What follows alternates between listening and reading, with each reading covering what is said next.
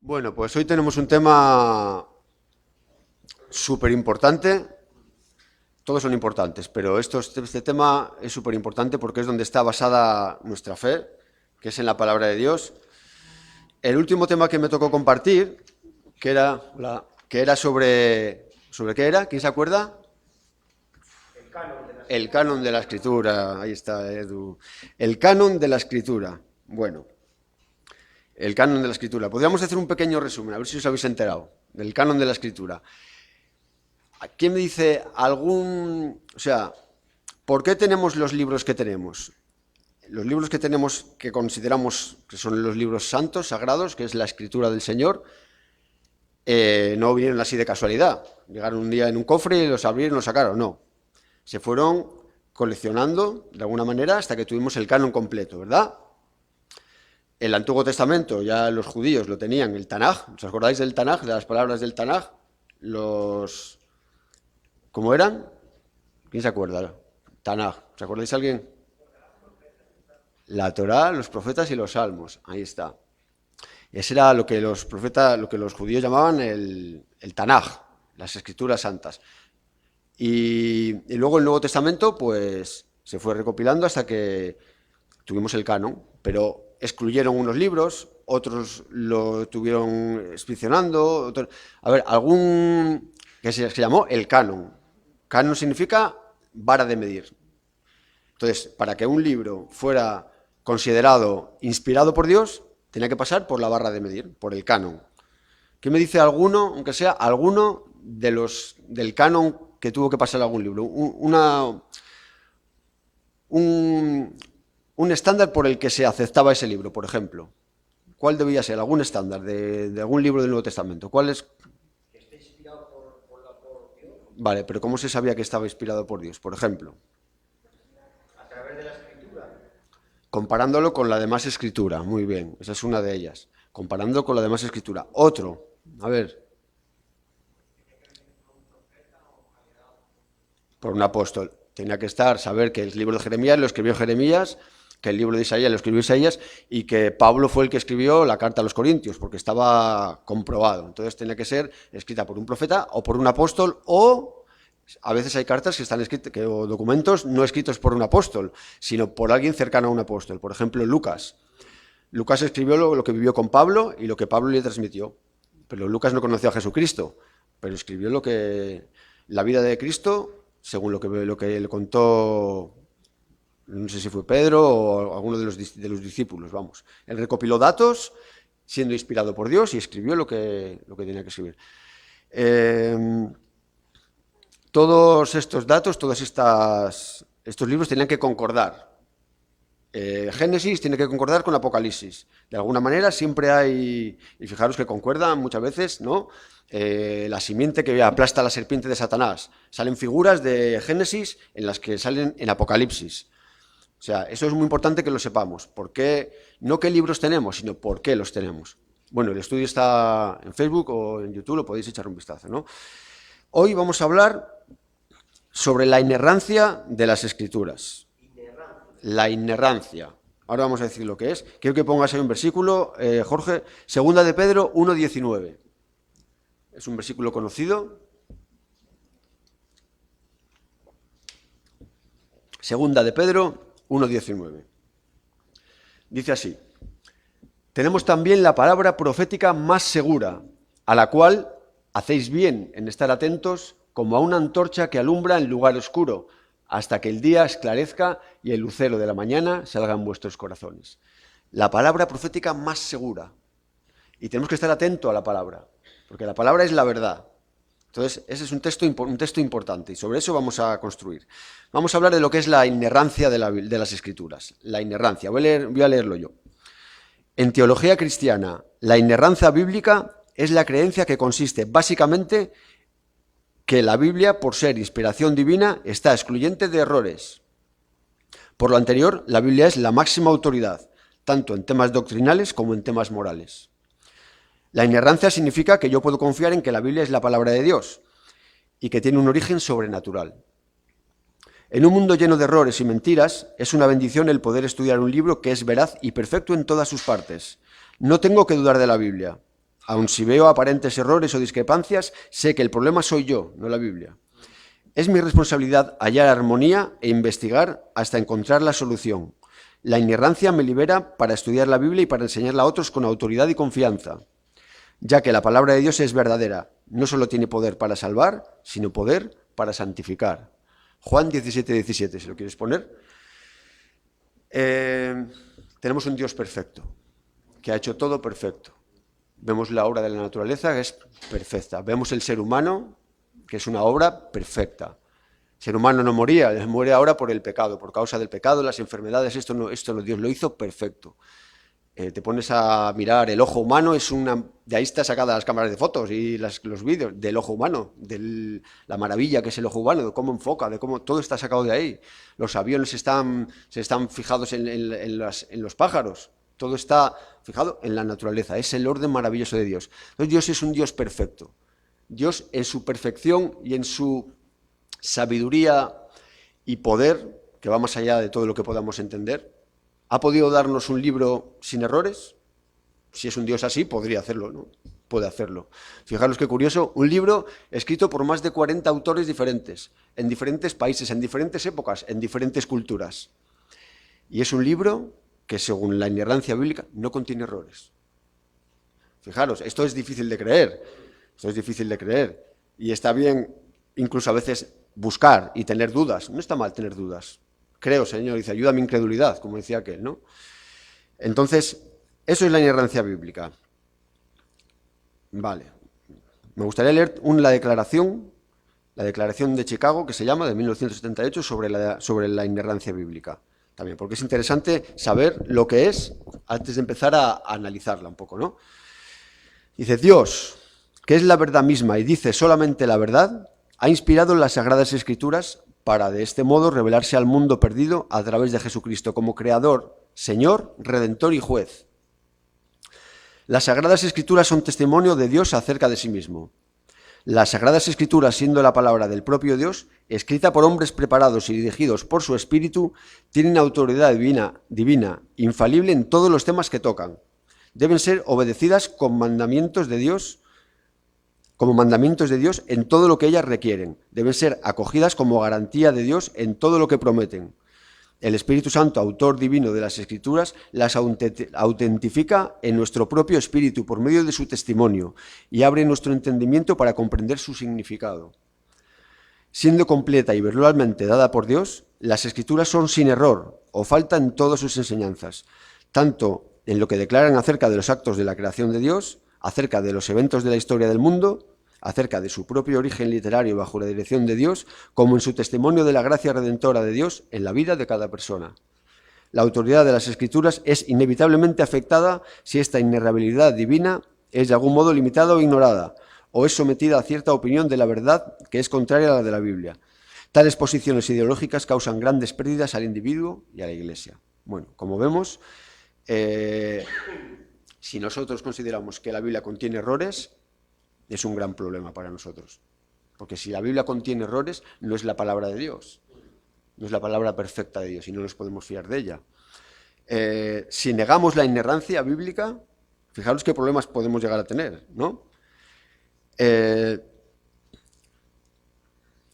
Dice que si negamos la inerrancia, nos vemos frente a un serio problema moral.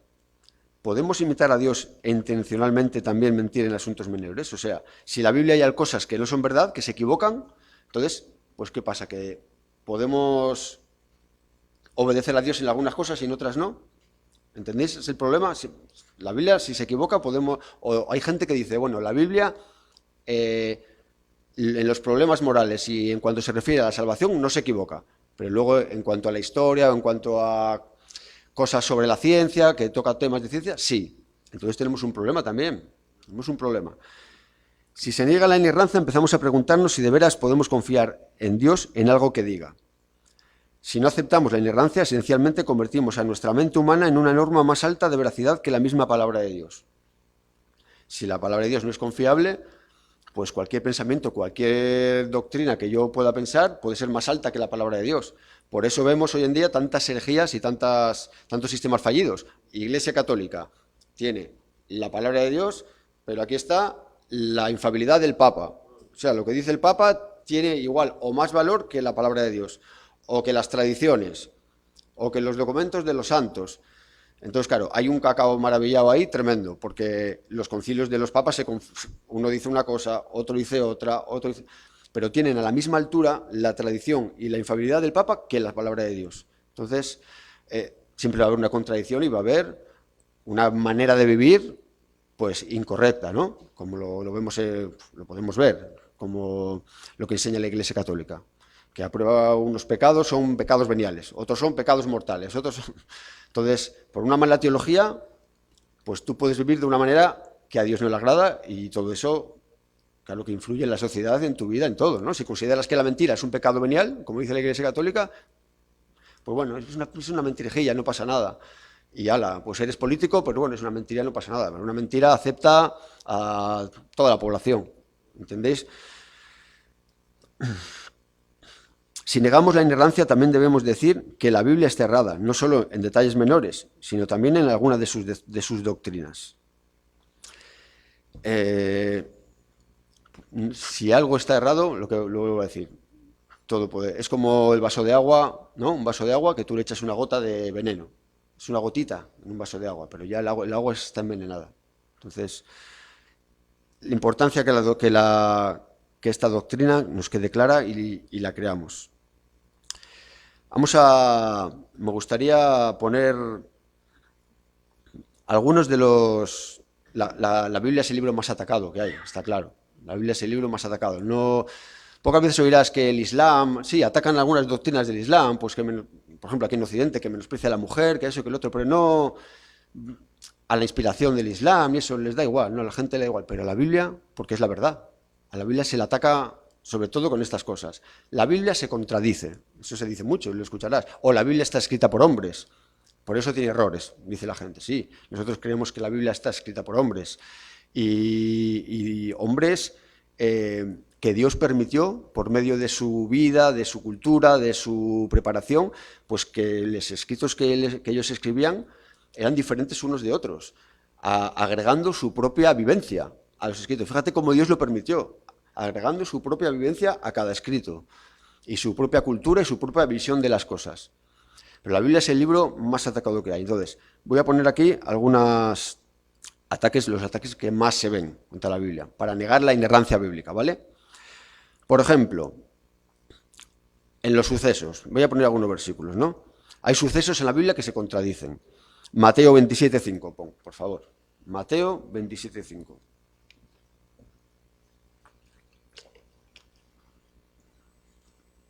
Es famoso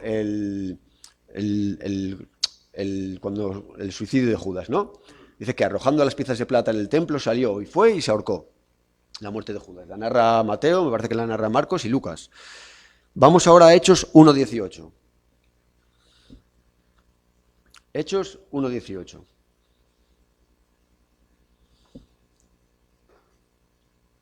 Está hablando de Judas también. Dice, este pues con el salario de su iniquidad adquirió un campo y cayendo de cabeza se reventó por la mitad y todas sus entrañas se derramaron. Aquí parece como que se cayó, se partió y se murió así. ¿Cómo enlazamos esto? Bueno, este es fácil. Hay gente que por ejemplo, pone este argumento, ¿no? Que hay sucesos que se contradicen. Este es fácil. Bueno, pues se ahorcó, igual yo qué sé, se partió la rama o se cayó, o después alguien lo vio y por no tocar al muerto, los judíos no podían tocar a un muerto, cortaron la cuerda y al caer se reventó por la mitad.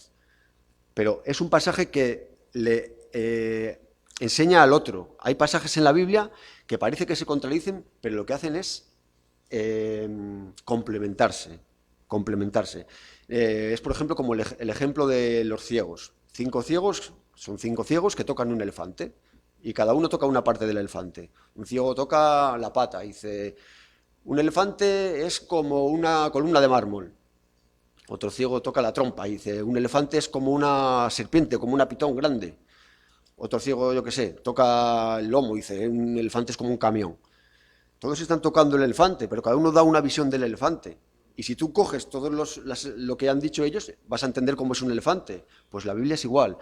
Pero esto sucede mucho, sobre todo en el Nuevo Testamento. Y lo curioso y lo especial es que Si fuera, imaginaros que hubiera sido un libro arreglado, ¿no? Como dice mucha gente, no, porque después los discípulos se crearon y como Jesús había muerto, pues lo escribieron para que la gente creyera. No, porque hay muchas partes que parece que se contradicen. Cada uno da su visión de los hechos.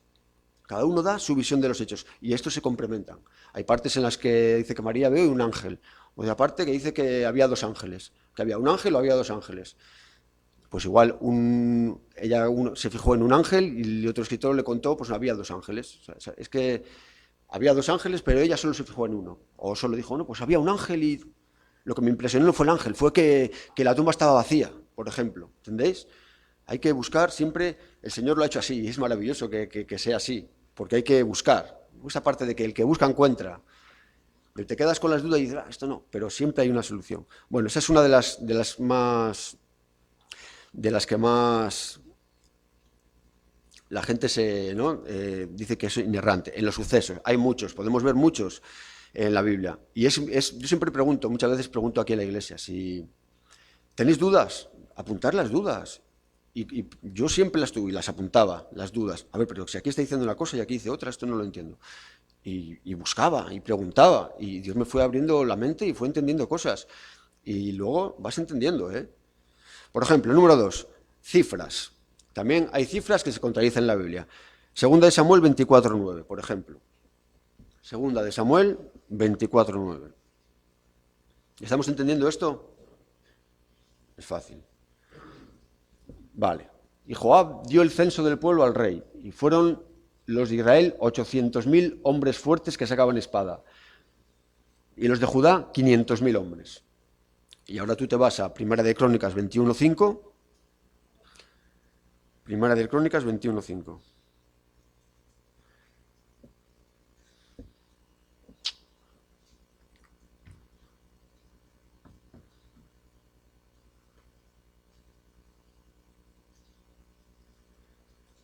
Y había en Israel 1.100.000 que sacaban espada y en Judá 470.000 hombres.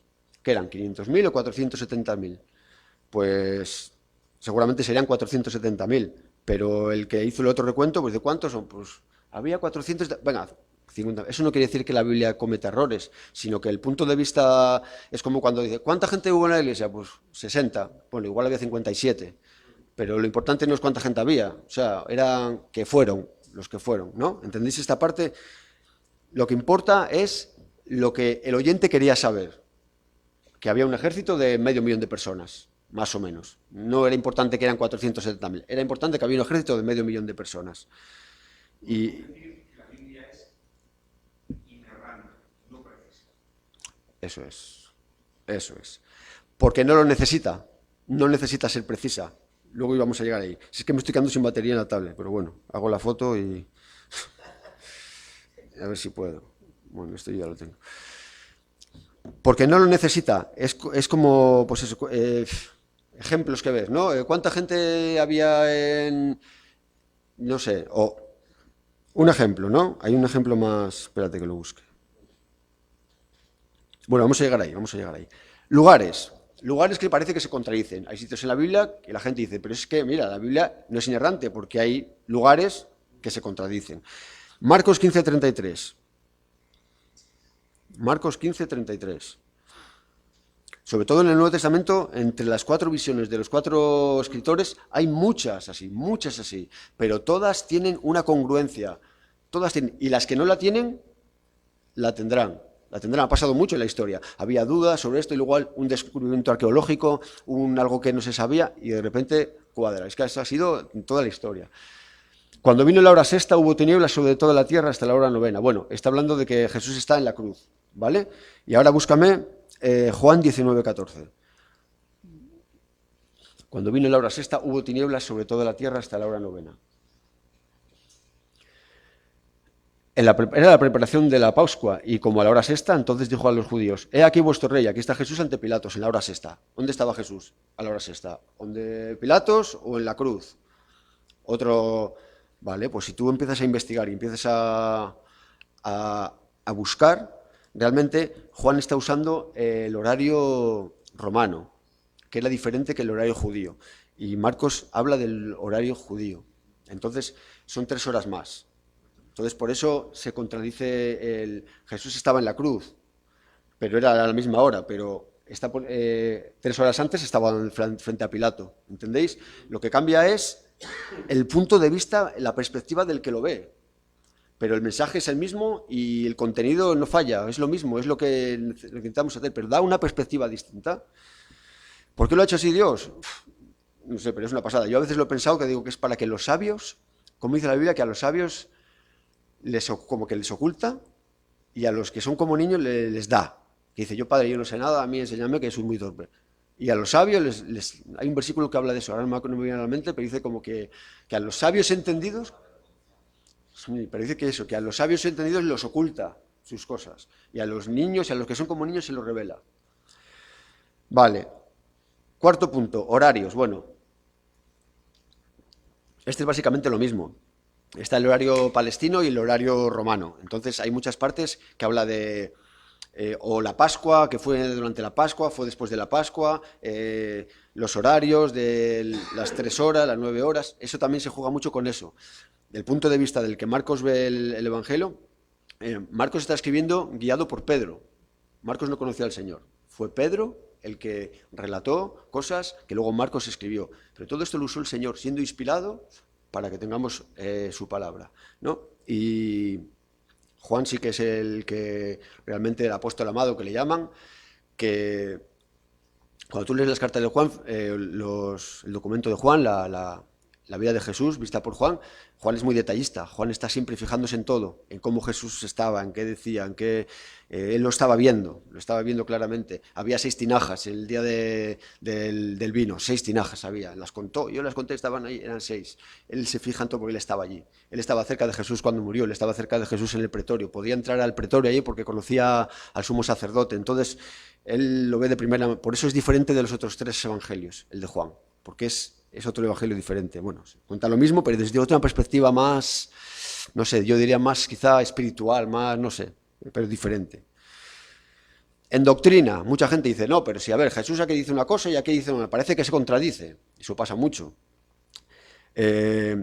A Lutero, por ejemplo, le pasó, a Martín Lutero, en la carta de Santiago. Decía que la carta de Santiago contradecía a Romanos, porque Romanos habla claramente de que la salvación es solo por la fe, nada de obras. Entonces en Santiago hay una parte que habla como que parece que es por obra, dice, muéstrame tu fe, yo te mostraré mi fe por mis obras. Y en la última parte de su vida Lutero se reconoció que la carta de Santiago era inspirada y muchas veces pasa eso. O hay partes en las que Jesús dice, no sé, no he venido a traer paz sino espada. O sea, ¿cómo puede ser que el príncipe de paz que habla, no, venga a traer espada? Bueno, pues porque esto es fácil de entender. Tú vete a cualquier lado y habla de Cristo, verás lo que se levanta por ahí. Se va a levantar, te van a echar, te van a atar, te van a insultar. Es lo que Cristo en ese sentido dijo, yo he venido a traer, va a haber guerra, porque la verdad trae problemas. La corriente del mundo y la mentira y lo que todos, no pasa nada, pero como digan la verdad, cuando está la verdad, ahí trae problemas. Entonces, en ese sentido, muchas veces parece como que se contradice, ¿no? Pero no se contradice. Hay que buscar, el problema de la Biblia es saber armonizarla. La Biblia no se contradice, hay que saber armonizarla, porque lleva una armonía. Punto 6, la ciencia. Es otro de los puntos. No, pero que la ciencia dice que la Biblia no puede ser verdad, porque la Biblia no pretende ser un libro de ciencia, pero sí toca a veces puntos científicos. Ahora, a veces el lenguaje que la Biblia usa no pretende ser científico. Por ejemplo, no sé, el sol se pone, el sol se puso, o la luna, la luna se oscureció cuando Cristo murió. La luna se oscureció y hubo terremoto y tal. La luna no se oscurece, sabemos que la luna no se oscurece, es el sol la luna el que se pone detrás del sol. No es un lenguaje, o sabemos que el sol no se pone, la Tierra gira alrededor del sol, pero no pretende. Imaginaros que en aquellos tiempos hubiera escrito, revelado el Señor, entonces la Tierra estaba dando la vuelta al Sol y la gente se hubiera quedado diciendo, bueno, cuando en aquellos tiempos se creía que la Tierra era plana, que pues eso, no pretende ser un libro científico, pero toca temas científicos y los temas que toca son verdad, no fallan, si se saben interpretar bien. Otra de las cosas que dicen por ejemplo, la Tierra hay cristianos piadosos, cristianos de verdad, que dicen que la Tierra tiene pues 10.000 años o 20.000 años. La ciencia ha demostrado que tiene muchos más. La ciencia ha demostrado que tiene muchos más años. Vamos a Génesis, por ejemplo. Génesis 1, 11, 12 y 13. Porque hay detalles en algunos libros de la Biblia que deja abierta mucho deja mucho abierto la explicación. Fijaros lo que dice. Después dijo Dios: produzca la tierra hierba verde, hierba que dé semilla, árbol de fruto que dé fruto según su género, que su semilla esté en él, sobre la tierra. Y fue así. Y ahora produjo pues la tierra hierba verde, hierba que da semilla según su naturaleza, y árbol que da fruto, cuya semilla está en él, según su género. Y vio Dios que era bueno, y fue la tarde y la mañana el día tercero. Esto dice que sucedió en un día. Hay una parte en Pedro que dice que para Dios un día es como 1000 años y 1000 años es como un día. Y aquí podemos ver un proceso. ¿Cuánto tarda la hierba en dar un árbol? ¿Cuánto tarda una semilla en dar un árbol? Tarda tiempo, ¿no? Dios podía haber hecho así, claro que Dios puede hacer así y está todo hecho. Pero aquí hay un proceso y dice Dios, entonces está abierto a la interpretación de que pueden ser pues, años o millones de años o miles de años. Yo no quiero decir una cosa ni la otra. Hay gente, por ejemplo, John MacArthur dice que se hizo 6 días literales y que fue así. Pero hay son unos pasajes tan ricos en poder sacar interpretación, no hay una interpretación a tu manera, no, pero una interpretación que concuerda con los hechos científicos, ¿entendéis? Hay otra parte que sale que, no me acuerdo cómo era en Isaías, habla del círculo de la Tierra, ¿verdad? Círculo de la Tierra o algo así, dando a entender, él se sienta sobre el círculo de la Tierra. En aquellos tiempos todavía se pensaba que la Tierra era plana. Es un punto que... Entonces, ese es el punto. Bueno, eso sé, hay muchos más. Hay muchos más. Esos son los más importantes, los que más la gente, incluso nosotros, a veces dudamos. Vemos que hay... Pero siempre hay una solución. Siempre hay una solución y siempre hay una congruencia en todo. Voy a poner 5 consejos. 5 consejos no. Unos consejos para intentar leer la Biblia de la manera correcta. En este sentido, en que la Biblia es inerrante, en este sentido, ¿no? 1.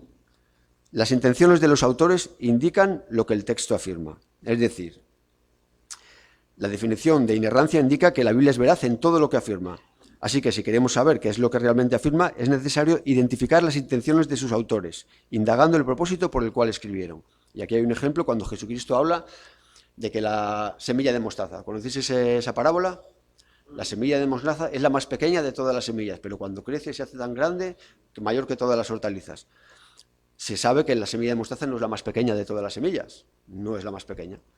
Pero en aquel tiempo los oyentes sabían de lo que estaba hablando, de algo diminuto que iba a crecer y se hace más grande que muchas hortalizas. Ellos lo entendieron perfectamente. Jesús no estaba dando una clase de ciencia o de biología o de lo que fuera. Estaba dando un mensaje claro para que los oyentes entendieran. ¿Entendéis? Vale.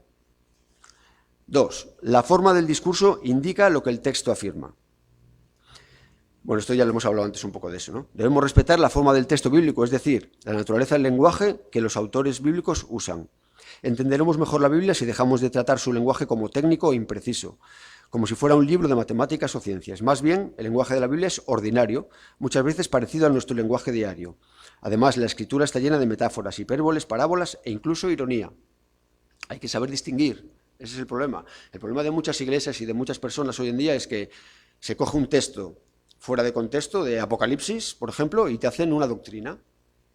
Pero Apocalipsis está lleno de figuras, está lleno de alegorías, para darnos una imagen de algo, ¿no? Para darnos una imagen de algo para que tengamos, o en aquellos tiempos más todavía, imagínate, un dragón, una imagen clara de algo, ¿no? De algo grande, de algo terrorífico, de una bestia que subía, para que nos hagamos una imagen. Pero no quiere decir exactamente eso, o puede que sí, en algunos casos sí. Vale. Otro punto, es necesario crecer en humildad y competencia. Dice, muchas veces no entendemos la Biblia porque no leemos bien. La palabra de Dios es plenamente fiable, sus intérpretes humanos no tanto. En vez de dudar del texto, debemos dudar de nosotros mismos. Otro punto, es necesario leer con paciencia. Cuando nos topamos con textos bíblicos aparentemente contrarios, lo fácil es decir, mira, una contradicción, y aumenta tu incredulidad. Pero la doctrina de la inerrancia enseña que debemos ser pacientes. En vez de sacar una conclusión prematura, debemos estudiar más, y no para comprobar la inerrancia, sino para entender mejor el texto. Otra parte muy importante, esta es muy importante, es necesario leer con el espíritu. Recordemos que la lectura de la Biblia es una actividad moral. Muchas veces se tuerce el sentido del texto porque los humanos caídos detienen con injusticia la verdad. Romanos 1:18. Necesitamos la iluminación del Espíritu Santo. Necesitamos que Él remueva los prejuicios pecaminosos que nos ciegan y nos capaciten para recibir y practicar el mensaje del texto. Sin el Espíritu es imposible leer la Biblia. ¿Sabéis por qué, por ejemplo, los testigos de Jehová han quitado cosas de su Biblia y han cambiado cosas? Porque no lo creen, porque no tienen la fe verdadera que da Dios. No es una fe verdadera. No es una fe que dice, por la fe entendemos que Dios ha constituido el universo por la palabra de Dios. Lo creemos, lo entendemos de alguna manera por la fe. Pero lo sabemos, lo creemos por la fe. Pero es una fe dada de Dios, es una fe santa por el Espíritu Santo. Estas personas no lo creen porque no lo entienden con su mente. Y como no tienen la fe verdadera, no lo entienden, no lo creen. Y lo cambian. Y quitan la palabra, y el verbo era Dios y ponen el verbo era un Dios. Fijaros qué herejía. Y cambian versículos y cambian textos y tuercen la escritura para su propia perdición, pero porque no tienen la iluminación del Espíritu Santo. El que tiene la iluminación del Espíritu Santo lee y aunque no lo entienda, tú sabes que hay una certeza en tu corazón que sabes que es verdad. Y no lo entiendes y dices, pero ¿cómo puede ser esto? Si es complicado, yo no. Pero si lo dice la palabra, yo lo creo. Yo lo creo. Último punto. Es necesario leer con fe. Por último, ¿qué hacer cuando después de orar y trabajar no podemos resolver una dificultad que percibimos en el texto? Afrontemos la situación con fe, esperando que se resuelvan las dificultades cuando tengamos más datos y leamos correctamente. Por ejemplo, en las últimas décadas, las aparentes discrepancias entre el registro bíblico y la historia extrabíblica han disminuido con fruto de nuevos descubrimientos. Esto ha pasado mucho. Descubiertos de arqueología, incluso hasta la ciencia ha sacado cosas que a veces ha dicho, jolín, pues mira. ¿Salen otras dudas? Van a salir y van a seguir saliendo, porque es por fe, y van a salir. Pero muchísimas contradicciones aparentes de la Biblia se han ido aclarando. Se han ido aclarando. Y bueno, es un tema mucho más profundo y mucho más... He buscado muchísimo, pero es tan complicado a veces y que he buscado 4 puntos sencillos para quedarnos con lo fácil, con 4 cosas que podamos entender y que podamos guardar. Y no he buscado más. Porque si no, vamos a... Tengo más, el que quiera que me pida documento yo le doy, para que lea y para que estudie bien. Y no sé, si queréis alguna pregunta, igual podemos responderla, Samuel, o Eduardo, o Miguel o yo. Si tenéis alguna pregunta, está bien en los estudios que la gente pregunte, por si se ha quedado con alguna duda.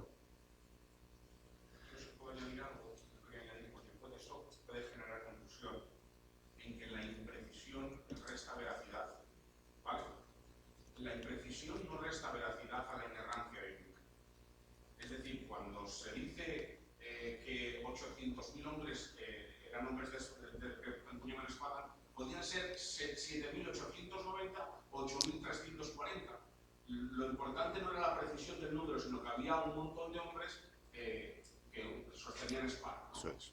Es decir, esa imprecisión, por ejemplo, cuando hablamos de metros o de distancias, ¿no? Lo que estabas hablando antes, es decir, estamos, por ejemplo, nosotros de la tienda ahora mismo a 500 metros, pueden ser 395. Eso es. Pero lo que estamos marcando es que es una distancia corta, la que hay.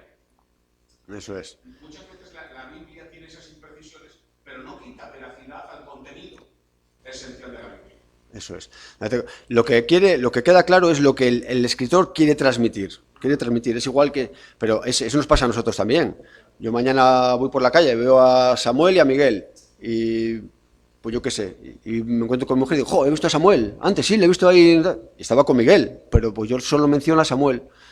Eso pasa con nosotros también. A veces en la Biblia citan casos, pues había dos, pues él solo vio uno, o solo consideró importante mencionar uno. Eso, datos, números, daros cuenta que esto, que es un libro que está escrito, bueno, pues el que más se nos acerca tiene de 2000 años, 2100 años. Igual Apocalipsis, que se escribió en el año 90, igual, 2000, o sea, 1000, ¿entendéis? Son libros que hay que estudiar la cultura. Bueno, no sé si lo tendré aquí, lo había apuntado. Pero para estudiar sobre todo la cultura, el contexto donde está el texto, conocer las costumbres judías, eso es súper importante, conocer las costumbres, y así vas a aprender mucho conociendo las costumbres judías. Hay una parte que dice que Natanael llegó donde Jesús y le dice, hemos encontrado al Cristo y tal, y llega Natanael y dice, tú eres el escogido, tú eres el ¿cómo dice? Bueno, algo así, ¿no? El príncipe de Israel. Y dice, hay aquí un verdadero israelita en quien no hay engaño. Dice, ¿cómo me conoces? Dice, cuando estabas debajo de la higuera te vi. Y entonces dice, ¿y por qué? O sea, él le reconoció, porque la cultura judía, los judíos solían orar por la venida del Mesías debajo de una higuera. Era su cultura. Ellos oraban ahí a que vendría el Mesías. Entonces, pues igual Natanael tuvo alguna visión de que iba a conocerlo y luego fue y se encontró con él. Entonces dice, este es el Hijo de Dios. Este es el Hijo de Dios. Entonces, conocer la cultura bíblica, la cultura judía es importante también. Conocer el contexto es importante. Conocer, ya si supiéramos griego, supiéramos hebreo, ya sería una pasada, porque ahí aprendes mucho. Yo tengo un diccionario griego y hebreo y una palabra tiene varios significados. Depende del contexto donde esté, depende de las palabras que estén al lado, tiene un significado otro y puede cambiar bastante.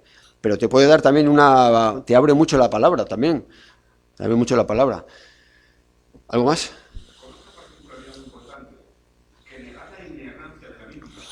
Nos lleva a la situación moral de la sociedad hoy en día.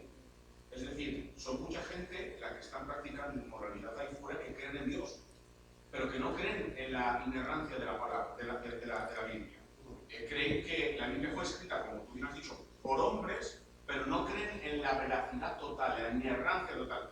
La inerrancia de la Biblia, lo que ha dicho, Iván ha sido muy preciso en lo que ha dicho, de que es una de las doctrinas más importantes. La palabra inerrancia no aparece en la Biblia tampoco. Como la palabra Trinidad o como diferentes palabras que no aparecen, pero nos ayuda esa palabra para resumir esta doctrina tan importante. La Biblia es indudable en su contenido y en su contexto. Y es palabra de Dios. Es lo que acaba de decir Iván, ¿no? Y teniendo en cuenta eso, que muchas iglesias, yo presencié cuando estaba de pastor en Madrid, algunos de aquí estabais de testigos, creo, cuando un hombre dijo en pleno sermón que lo que estaba escrito, que el Dios del Antiguo Testamento no tenía nada que ver con el Dios del Nuevo Testamento. Y dijo que en el Antiguo Testamento muchas de lo que estaba escrito no hacía referencia al Dios verdadero. Fue muy gordo lo que dijo, pero es que en ese momento la iglesia dijo enteramente amén. En ese momento, y claro, para un pastor que la iglesia diga amén, cuando llevas machacando a la iglesia, en este tema bastante tiempo, se me cayó la iglesia encima. Es muy importante esta obra. Súper importante, porque es la verdad. En un mundo lleno, como ha dicho antes, lleno de mentiras es la verdad. La única. O sea, si no hubiera una verdad absoluta, entonces la verdad de cada uno valdría. ¿Y por qué no va a valer mi verdad? Porque no, y la mía es pues que voy por ahí y al que no me caiga bien, me lo cargo. Es mi verdad. Porque sí, porque aquí el más fuerte es el que sobrevive y yo me voy a dedicar a robar y a... ¿Por qué? Es mi verdad. Entonces hay una verdad absoluta, una verdad moral absoluta más fuerte que nosotros y más grande que nosotros, aunque no lo entendamos. Y nosotros la tenemos. La importancia de estudiar las Escrituras. Por eso muchas iglesias están basadas en eso, en revelaciones, en... ¿Cuántas iglesias hemos salido? Todos de aquí hemos salido de iglesias que sacaban versículos fuera de contexto. Fuera de contexto. Un versículo y te sacaban un texto, algo para que si los diezmos, las primicias, no sé qué, otro, fuera de contexto. Sin estudiar realmente el texto, ni dónde estaba, ni por qué, ni si estaba abolido, si era vigente, etcétera. Entonces, es la manera, el problema es nuestro, no es de la Biblia, el problema es nuestro. A mí me ha gustado el detalle ese de que muchas veces depende, por ejemplo, un ejemplo, ¿no? Ahora entra uno de la iglesia y dice, pues ¿cuántas gente en la iglesia? Pues yo veo 10. y entra otro y se viene más para acá, no, pues hay 15. Depende del ángulo con que tú veas. Por eso es lo que has dicho tú, me ha gustado mucho. Depende del ángulo que esté, vas a ver a cierta tipo Eso es. pero en ningún momento estás mintiendo ni contradiciendo. Escucha, pero eso pasa ahora mismo estamos ahí fuera, hay una pelea y mañana la cuentas tú y la cuento yo y vamos a ver cosas diferentes. No, pues el otro lo hizo así, el otro no fue así, no, vino la policía, no vino la mujer. Cada uno ve, pero Dios lo ha permitido, en este libro tan especial, lo ha permitido para enriquecernos a nosotros. Todo está escrito, dice, para nosotros, para que nosotros seamos santos, para que nosotros aprendamos. Por eso hay igual textos en la Biblia en los que yo he escuchado predicar, igual 5 o 6 sermones diferentes, con aplicaciones diferentes, no que la palabra es diferente, no, con aplicaciones diferentes, porque la palabra es rica y hay miles de detalles que te dan un punto de vista diferente. Cada palabra muchas veces. Claro. Esta doctrina es tan importante que, por ejemplo, aquí en la iglesia nuestra, si el miembro que quiere ser de la iglesia, que quiere pertenecer al cuerpo de Cristo, no acepta la enseñanza de la Biblia, no podría ser. Totalmente. Está claro. Está claro. No, buenísimo, buenísimo. Esta lucha lleva desde siempre. Lo que tú dices que dijo aquel pastor, eso ya en el año, no sé si fue el año 150 o por ahí, Marción, un hombre rico, fue ahí a Jerusalén y puso un montón de dinero y empezó a quitar cosas de la Biblia. No, este Dios que se enfadaba, no, fuera. Y quitó un montón de cosas de la Biblia porque decía que no era el mismo Dios del Antiguo Testamento que del Nuevo Testamento. Entonces hubo un concilio. La Iglesia, fíjate que siempre que hay, cuando estamos bien, no hacemos nada. Cuando vienen los problemas es cuando la Iglesia se levanta, se une, y se unió y dice, no. Y fue cuando empezaron a, esto está en la Biblia, este también, hicieron las compilaciones que tenemos hoy. Empezaron así. Entonces, bueno, que cuando veamos un error, un aparente error, no nos desmoralicemos, que si tú te pones a examinar vas a encontrar bastantes, que yo os animo a que los apuntéis y a que busquéis y que preguntéis, que verás como hay cosas que, wow, te vas a quedar sorprendido de la explicación y te va a hacer crecer en fe y te va a hacer realmente pues afirmarte más en la fe. Y bueno, si no hay ninguna pregunta, despedimos la reunión.